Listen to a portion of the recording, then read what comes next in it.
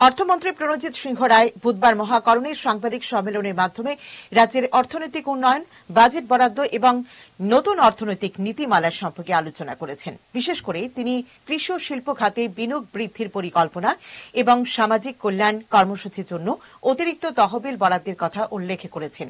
এছাড়াও তিনি রাজ্যের আর্থিক স্থিতিশীলতা বজায় রাখতে কর ব্যবস্থার সংস্কার এবং স্বচ্ছতা বৃদ্ধির উপর জোর দিয়েছেন।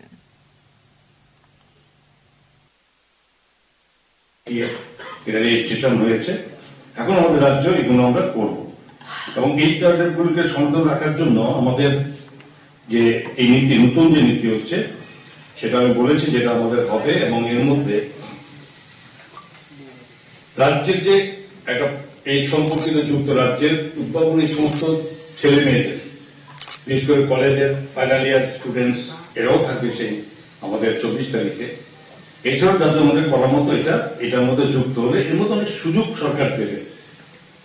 আমাদের কাছে 50 কোটি টাকা অলরেডি আমাদের এই সম্পর্কিত বাজেট আমার কাছে আছে, আমাদের স্যাংশন হয়েছে এবং শুধু 101টা নতুন করে আমাদের আবারকে শুরু করা নয়, আমরা প্রত্যেক বছরে রাজ্য সরকার আমাদের মাধ্যমে আমরা 200 মিনিমাম স্টার্টআপ আমরা শুরু করবো। এটার মধ্যে দেখুন অন্যান্য পার্শ্ববর্তী স্টেট আসাম প্রায় 700 টাকার প্রত্যেক বছরে টার্গেট করা করছে তারা।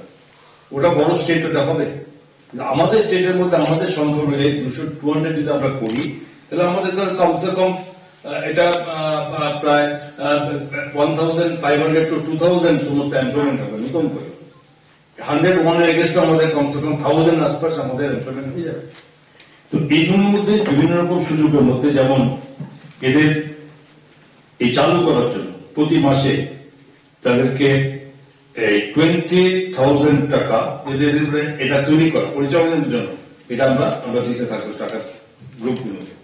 এবং এর সঙ্গে সবচেয়ে ভালো মহিলাদেরকে জন্য তাদের কাছে 10% বেশি দেওয়া, 20,000 প্লাস 10%, দ্যাট ইজ 22,000 তারা মহিলারা পাবে।